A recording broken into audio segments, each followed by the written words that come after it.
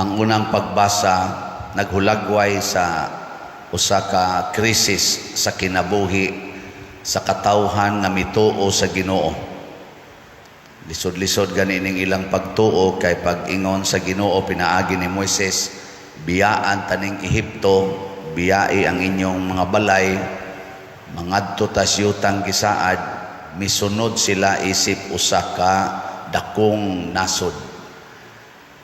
Ambot ang mga Pilipinos ug ingnon biyain ning Pilipinas kay mangadto ta og laing lugar. Ambot mo biya ba ka? Abisan na lang ang taga San Vicente, kamo tanan ron din biyain ninyo kay padtuon tas Ginoo sa laing lugar, mo biya mo dili. Anong tutok mo lang muna ko? Nawa, di ba wagin mo yung reaction? Mao na lisod-lisod ning ilang gibuhat. Unya misamot pag yun kalisod kay pagbiya nila sa Ehipto diin giulipon sila ni Paraon.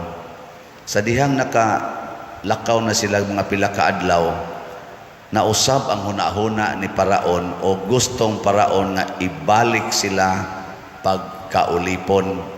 Munang gigukod sila o na-corner sila dito sa pula nga dagat, Red Sea. Ang mga sundalo nag-anam nagkaduol niya sila sa naa na sa tampi sa dagat. Munang nakaingon sila, Moises, mao ba ni ang lugar nga anhi mi patyon sa Ginoo? Mas maayo pa tog mga ulipon mi niya mamatay mi dito kay at least mapahiluna taglubnganan, pero dinhi panganon lang ta na mga isda ron diha. Kamo pa atong sitwasyon na saman mahadlok mo o dili? Sa mamoy tingog diha nangamatay na mo, mahadlok mo o dili? Hadlok ko, bisag ako ato, hadlok ko, patay na ko na. Ikyas mo ta dito kay haron di ta matay, nya karon nanahin noong kamatayon. Unsa may gisulti ni Moises, ingon siya, ay mo kahadlok, padayon. Asa man mo padayon? Labang anang dagat, padayon. Dili na ni masabtan. Apan diha sila nakasabot sa dihang misunod sila nga mipadayon sila. Pag ingon nila, o sige, padayon man ka. Ikay una. Ni una dayos Moises, iya dayong giana iyang sungko dito sa dagat. Ngayon sa may sunod na hitabo, ang dagat na buak o miagi sila nga murag karsada ang ilang giagian. Muna nakanindot. No? Anong hilo mo kay mo? Mo malipay sa istorya? O di mo to? Ang word nga gigamit, padayon. Padayon. Niya, pag padayon nila, niya mo, ambak na yan eh. Oh, ambak. Pag anak nila, uy, di man din ni dagat, karsada man din eh. Anak. O gingnon ka sa imong Ginoo des imong kasing-kasing, padayon lagi higugma ng imong banang nangabit. O padayon ka? Sige. Padayon. Sa Lord, sakit na kanyang yun. Ay, padayon. Ay, atras. Saman, padayon, dili. May, okay. Padayon, dahil mo. Sigihan kag kulatas imong banab. Manghubag na imong naong sa kulata, hapit ka usas usa ka semana. Nya gusto na ka makigbuwag kay mamatay unya ka nya ingnon kas Ginoo. Padayon. Padayon. Ay atras. Mo padayon dili. Na hinahinay naghilom. Oy, ang kalibutan karon nihimog balaod nga dili na mo padayon. Pangitag laing dan. You have the right to be happy. Ayaw nagpadayon. Kay mamiligro ka diha, mamatay ka diha, mo nang gibuhatan dayog balaod nga divorce. Mamabdos ka tungod kay gi-rape ka sa imong uyuan. Nya moingon ang Ginoo, padayon, ipanganak na. Mansa man ipanganak dili. Ha? Girip kasi imong kaugalingong uyuan nga nag-ana. Saman, padayon dili. Ay, so, sambot lang ka. Asawa ka, imong bana to as abroad. Nya nagdate-date ka, one night stand sa imong kuyab-uyab sa kanini ang internet. Nya namatikdan imong namabdos ka. Unsa man, padayon o dili? Ipadayon o dili? Oy mga babae, mga buang mo na sa musahay. May maning laki kay matod pas uban, may manta kay wa may mausab nato. Babae mo'y matukhang, mo'y naarabay epekto, muborot man. Nya unsa man, padayon o dili? Uy, tubagoy. Dili sad bitaw kun ingong kamo ana mo'y mahitaboan pero una-una lang ba mahitabo na nimo. Nasipyat lang yun kanang nadalang yun kas kanang gimik-gimik ginagmay. Nya nahitabo yun. Sus namabdos man noon. Saman, ipadayon o dili? Padayon. Gihimuas kalibutan karon abortion. Abortion. Gihimuan as kalibutan. Ngaigsoon si Kristo misaway aning nangayog milagro. Gitawag pa gani niya dautan or evil people ang mangayog milagro. Kani manggong pagpangayog milagro murabag atong ingnon ang Ginoo nga hatagi kog pabor sigon sa akong gusto. Unang gusto tag milagro. Unang dunay mga anhin nato dinhi moingon din pader pre-ovary ko kay ako pader no ni surrender na biya ang doktor kay stage 4 na ko cancer pero mutuo pa man jud ko pader na God can make miracles. Nindot kay masulti no? Nako naong bayas yawan on. Gi kamo mo na inyong isulti. Pre-ovary ko pader o hilingi ko pader kay mutuo man jud ko nga God can do miracles. Nining akong kahimtang karon God can do miracles. Sakto na dili? Murag sakto. Ngano man di ay ug wa kay sakit, you will not believe that God can do miracles. Nga kung dili mo surrender ang doktor nimo, anha pa ka mo ingon nga God can do miracles. Nga God is almighty, that God can do everything He wants. Anha pag magkalisod na ka, nahurot ng imong kwarta, ning grabe na imong sakit, una pa ka mo ingon nga there is nothing impossible with God. Grabe hagod nimo. Karon dayong himsog pakaglawas, you do everything you want. Unya inig-abot na nga makorner na kas imong problema, moingon na ka God can do miracles. Pagtuo pa ka na o tuo-tuo. O nangging na ni Kristo evil generation. Nga naman, ang ato manggong tendency mga igsoon, basta maay pa kay taglawas, nindot pa atong sitwasyon, murag way Ginoo, murag kita maoy Ginoo. Murag kita maoy Ginoo. Ingnon kang ayaw pagpuyo-puyo, magpuyo-puyo gyud. Ingnon kang ayaw pangulor na imong buhok, pangiskis anang imong kilay, dali kay kamo ingon nga dato umang ka uy sabot ra na si Lord kay enhancement man eh. Pero check your intention, check your decision making. Is God part of it or God is not recognized in your decision at the moment? Be clear about that. Unyag din aga ni maigo sa imong gusto, God can do miracles. Muna yung Kristo, imong lantang hulbuton ug magkalisod na kauna pa man kamuilan ako.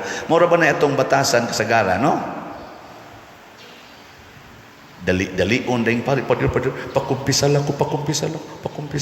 Nganong pakumpisalon man tika karon gidayon. Guilty kay ko padir, gisamo ko sa akong konsensya. Unyag di ka samokon, di gyud ka mangumpisal. Bahala na lang mo abot og 10 years, karon nga gisamok na ka, karon nga nanay na possess diha sa inyong pamilya, gisudlan kunog espiritu, nya ingnon sa kaaning mga nag-exercise nimo nga pangumpisal mo para mawa ng demonyo, una pa mo magsiging-siging og kumpisal, nya mga haggard kay mga naong, kumpisal ni pa do, pisal mo. Unya goy demonyo mo hasol ninyo, di gid mo mangumpisal. Mo na ingos Kristo, sudyaan mo sa taga Ninibe kaysa pagkadungog nila sa pulong ni Hunas, naghinulsol sila sa ilang mga sala. Kamo nakadungog na mo pulong, labaw pang Hunas, wa gyud mo maghinulsol. Inyo na hinuon kong sigihag challenge nga paghimog milagro. Bebe, tanaw na to, kamao ba jud ka mo himog milagro? Usahay bugal-bugalan na lang nato ang Ginoo. No. Hilingay mong tupad. Na kusog ka mo sunod sa Ginoo. Pangutan na. Ina mo sunod jud kaniya. Oh, atong bugal-bugalan ay. Mao bida na ron ay gikomentaryohan katong di high performer sa bar na gasulob-sulob o kanang kanang attire ni Kristo ba. Niya iyang gikanta sa ilang banda, gikanta ng amahan namo nga Tagalog, nya murag bugal-bugal bagi rock style, nya sayaw-sayaw, nya dihas bar ang aksyon kang kuan. Daghan kay ni comment ana, pero ang iyang depensa, that is my way of worshiping God. Naghatag lang kog bag-ong option how to worship God. Unsa na sakto na dili. Ambot lang. Pero unsa may timailhan nga ang atong pag-worship sa Ginoo insakto kun mo sunod ta sa iyang kabubuton nga gisulti nato. Unsa may kabubuton sa Ginoo nga kinahanglan magpaubos ta, dili nato himuon ang atong worship in public nga mamakpak lang gyud ang mga tao. In short, di nato himuon ang atong pagtuos Ginoo ug ang pagsunod niya nga a form of entertainment. Nabutay mo comment na ko din Pader, nag-entertainment naman ka, sige man kang pakatawa. Gihimo na mala na nimong katawanan ang imong misa. Ako mo ingon jud ko, nakuha ko magpakatawa. Uy, naningkamot ko og sangyaw sa pulong sa Ginoo, og magkatawa mo, katawa diha. Pero wa jud ko'y maningkamot nga pakatawon ta mo. Base ng Holy Spirit gipakatawa mo, pero inigingon nako nga kung tamparoson imong pikas aping ipatamparos ang pikas nya ni kahiwi na si imong naong mo ingon ra ka sa imong bana, this cannot change my love for you. Katawanan din na. Nga, mga tawa man sa mong usahay. Di ba? Inyo sad na. Mga tawa man sa mo. Kanang mo ingon ko nga ibaligya ang tanan ninyong kabtangan niya ipalit og slots, katawanan din na nga tinuod man na. Ya di man sad mo mutuman mo nang di mo mukatawa. Di ba? Ganahan sad mo katawa kanang katawanan. Kanang mo ingon ko nga ako nakaagi sa kog uyab sa una, napo kabuok, nya gamahay ko nga wagi ko ka na to. Nya katawanan day na nga tinuod ba na. Mamahay mo sa kuusahay. Kamo ade mo magmahay-mahay ang inyong nabana karon, inyong naasawa. Makapangandoy sa mo tong niagi ninyo, kadto pa lang unta to no, di kita kung magmahay. Nya di na tinuod. Tinuod na bitaw. Ang atong tumong nga mosunod ta sa pulong sa Ginoo. Kay matod pa ni Kristo ang iyang pulong labaw sa tanan ay napangayog milagro. Kay kanang magong milagro murag entertainment mangguna sa atong gusto. Kanabang gusto kitang hala kanindot ang adlaw ni sayaw, hala kanindot ang imahen sa birhen ni hilak, hala kanindot kay mitubo ang imahen sa Santo Niño, midako, hala kanindot ang nagkratsis, gibili ng kratsis, galakaw ng tarong na kaistanan, hala kanindot ang nag-wheelchair, nilakaw na, ang naghigda, nibango na, hala kanindot, praise the Lord. Nya dili din nindot nga nakamata pa ng imong bana nga hubog kayo ni atong niaging gabi nga karon nakamata wa matiwas og kamatay, di na nindot. Ha? Di na milagro nga wa siya atakihag dayon, lisod man gito ginhawa unta tungod sa kahubog karon ni bangon. Di din na nindot nga ang imong anak nga siga kay mata gikan nagsuyop tulo ka adlaw kuyog sa barkada karon na uli sa inyo kagot pangipon, di din na nindot. Di na milagro nga wa mapatay dito. Hoy, tubag. Di din na nindot nga namabdos imong asawa, ika-13 na ninyong anak, di din na nindot. Hoy. Na to na hilom na. Nga naman, uy, opo dir, uy, kalisod sa dana. Pero mauna ang gustos Ginoo mupadayon unta tagtuo niya sama sa mga Israelita, bahala nagtanaw sa atong human judgment, murag bati, murag dili maayo. Padayon og tuo. Padayon, ayaw atras. Anha ka makakitag nindot diha kung mo padayon. Sige, lingi ay mong tupad. Ingna, mo padayon pakagpalit og slat. Ingna, ngutan na. Awa, di ba? Kanang dili mulingi, di naman na mo padayon, tanawa, di ba? Kosmod kay naong. Awa na naikalipay. Ang gusto ni Kristo, mga igsoon, nga matuman ang atong gilitok sa Salmo Responsorio. Atong tubag ba? Ang sa tetong tubag? Awitan nato ang Ginoo, kay gilukop niya sa himaya ang iyang kaugalingon. Pasabot, ma-experience unta nato ang dako kayong kalipay, ang dakong himaya nga naa sa Ginoo nga atong gidesisyonan nga sundon.